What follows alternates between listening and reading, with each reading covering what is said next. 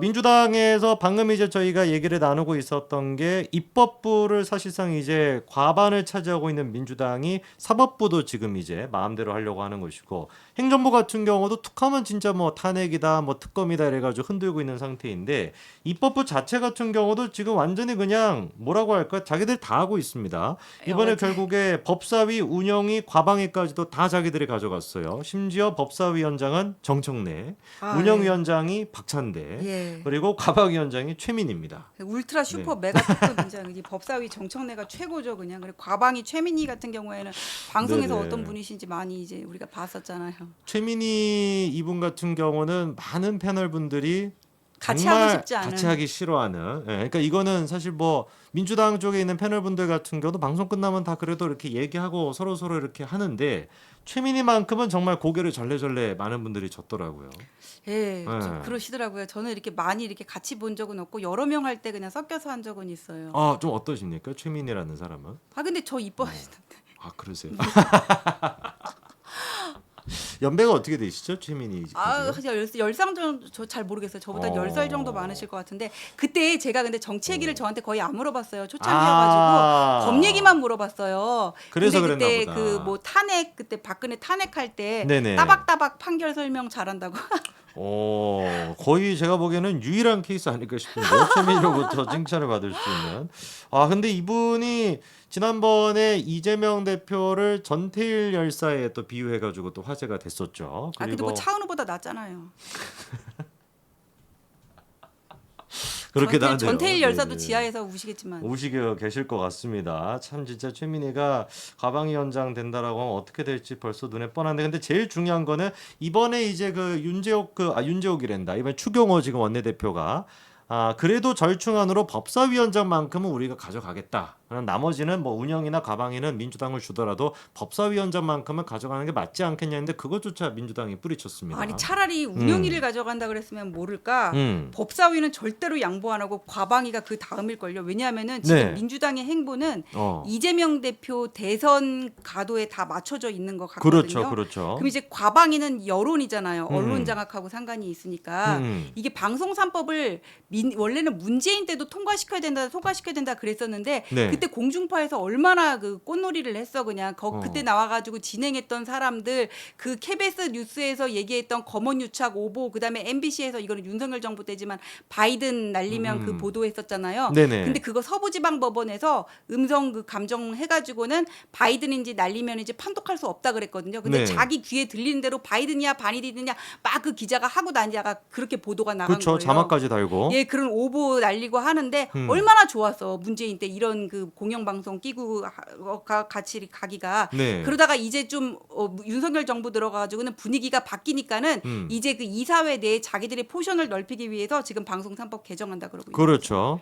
그 과방위도 그렇고 운영위는 그러면은 박찬대가 지금 들어가 있는데 운영위는 또 그러면 이재명 대표의 뭔가 좀 대권에 도움이 된다고 판단해서 운영위도 양보를 안 이게 했을까요? 대통령을 탄핵을 해야 되잖아요. 탄핵을 네. 하거나 뭐 임기를 단축하거나 그래야 되는데 여기 음. 피감 기관이 대통령실이잖아요. 그러니까요. 그럼 위원장은 뭐 음. 비서관이라 수석 이런 사람들을 소환해 출석시켜 가지고는 여러 가지 질문을 하고 조질 수가 있잖아요.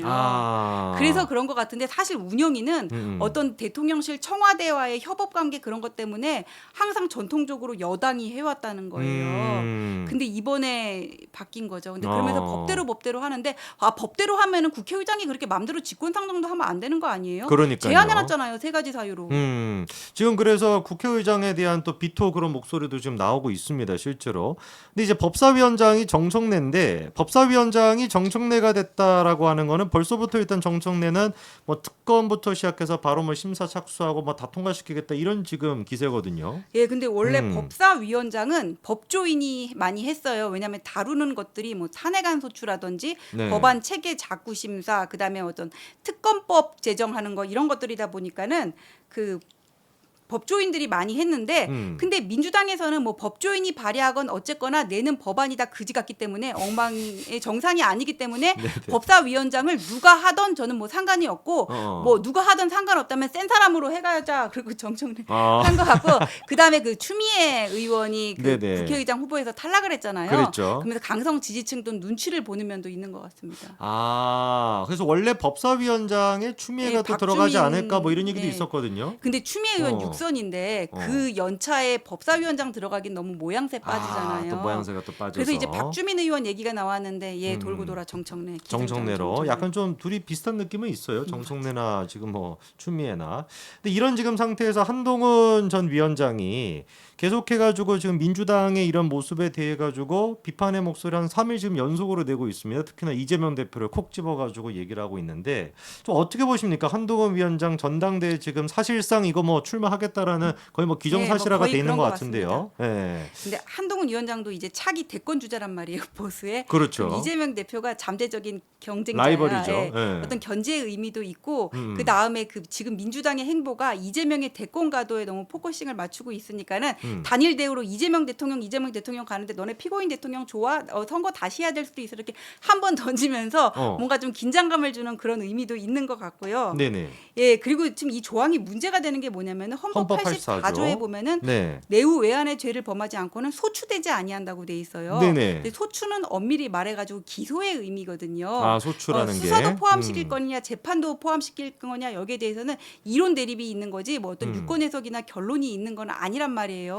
근데 저는 여기 재판까지 포함시킬 수는 없다고 봐요. 왜냐하면 대통령이 재직 중에 지은 죄도 아니고 그 전에 지은 죄고 그다음에 예를 들어서 뭐 대법원 재판만 남았다 그러면은 출석할 필요 없으니까 그냥 지나가면 되는 거잖아요. 네네. 그럼 1, 2심도 그렇게 같이 가야 된다고 보는 게 맞거든요. 제가 예전에 30년 전에 그러니까 대학교 1학년 때 헌법 수업을 들을 때 이 네. 조항을 교수님이 뭐라 그랬냐면은 음. 국민의 그 민주적 정당성을 얻고 이게 선출된 대통령이 직무집행에 전념할 수 있도록 아주 예외적인 규정을 둔 조항이라고 그렇죠. 그렇게 말씀을 하셨거든요. 네. 그렇게 보면은 직무집행에 전념하는데 상관이 없는 대법원은 그대로 진행될 것이고 법률심이니까 그러면 1, 2심도 그대로 진행이 된다고 보는 게 맞아요. 아주 예외적인 조항이면 저는 그래서 멈추지 않고 사법부의 재판은 그대로 진행되어야 된다고 보는데 네네. 이게 맞거든요. 어. 근데 이게 문제가 뭐냐면은 네. 우리나라 법원이 저렇게 눈치를 보는 법원이 과연 진행을 할 것인가 사실상 저는 정지되지 않을까 싶어요. 뭐 그러니까 진행해야 된다는 규정이 있는 것도 아니고. 법률적으로는 그게 맞지만 과연 법원이 대통령을 상대로 해가지고 할 수 있을까라고 하는 또 의구심이 지금 그리고 든다 말씀이시죠. 또 이게 뭐냐면은 이거를 그냥 너무 이 논의가 길어져 버리면은 저는 이재명 대표가 대통령이 되는 거를 전제하고 이게 맞냐 틀리냐를 얘기하는 것 같아서 저는 적절하지는 못하다고 봐요. 그렇게도 또 해석이 될 수 예. 있겠네요. 지금 그러면은 그 국민의힘 내부적으로 봤었을 때는 또 이제 그 당원 룰을 어떻게 바꾸냐 이 문제도 시끄러웠는데 7대3 정도로 지금 이제 뭐 네네. 정리가 된 것 같고요. 그리고 또 황우여 비대위원장이 뭐 하이브리드 체제부터 시작해가지고 승계형 지도 체제 뭐 여러 개 얘기했지만 그것도 다 정리가 되고 일단 단일 체제로 가는 예. 걸로 된 것 같습니다. 이거는 좀 어떻게 보세요? 이렇게 가는 게 맞다고 보십니까? 어떻게 보세요? 저는 2인 체제는 좀 말도 안 된다고 봤고요. 말도 안 그거는 된다. 좀 황우여 위원장의 어떤 노욕 같아 보였어요. 근데 그거 좀 여쭤보고 싶었던 게 2인 체제로 가는 거에 대해 가지고 해석이 좀 여러 가지 좀 나뉘더라고요. 황우여 위원장 같은 경우는 오늘 또 나와서 하는 얘기가 오히려 2인 체제로 하는 게 한동훈을 위한 것이었다 이렇게 또 얘기를 하더라고요. 자기가 그거 어. 하고 싶었으니까 위한 것이었다. 왜 위한 것이라는 얘기예요?